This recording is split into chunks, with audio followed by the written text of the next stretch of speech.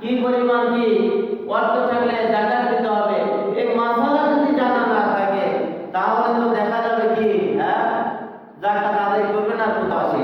ধরেন যদি ৬,০০০ টাকা ফেরত দেন, যদি ৫.৫ টাকা কি হয় রূপা হয়, ৫০,০০০ করে হলে কত হয় দেখা যায় ২.৫ লক্ষ। সেখানে কি ৬,০০০ করে আরো বাড়া গেলে হয়তো ৪ লক্ষ টাকা ধরে ৪-৫ লক্ষ টাকা।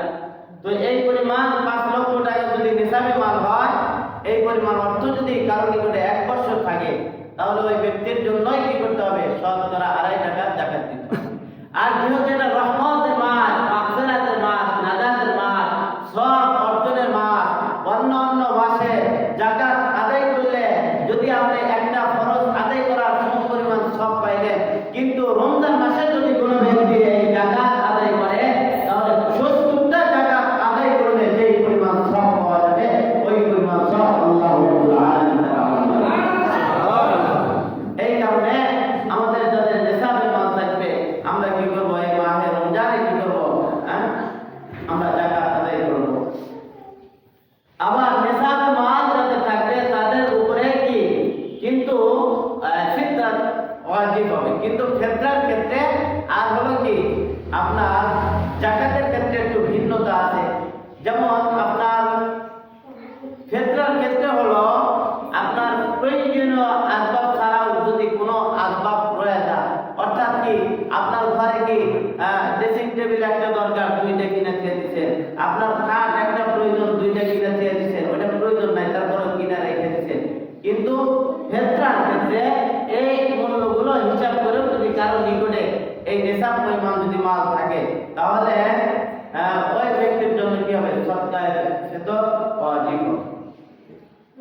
তো এটা যদি কোনো একটি বাচ্চা সন্তান যদি ঈদের দিনেও যদি জন্মগ্রহণ করে তাহলে ওই সন্তানের জন্য কি করতে হবে, পিতাকে সদকায়ে ফিতর আদায় করে দিতে হবে।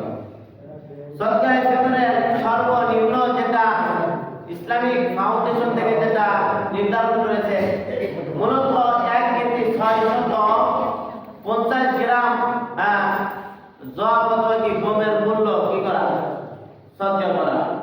কিন্তু সেই হিসাবে ইসলামিক ফাউন্ডেশন থেকে যেটা নির্ধারণ করা হয়েছে প্রত্যেকের জন্য সর্বনিম্ন হলো কি ১১০ টাকা করে সদকায়ে ফিতর। তো আমরা এই সদকায়ে ফিতর আদায় করে দিব। আগে আগে কি দিব, যদিও কি ঈদের দিনে দেওয়া, কিন্তু তার আগে দেওয়াই এটাকে উত্তম হয়ে যায়। কারণ হলো আপনার এই টাকাটা নেওয়ার পরে দেখা যাবে হয়তো কি ওই ব্যক্তি হয়তো কিছু ঈদের বাজার করুক, কেনাকাটা করতে পারবে, সেজন্য কি এটা আগে আগে আমরা দিয়ে দেব ইনশাআল্লাহ।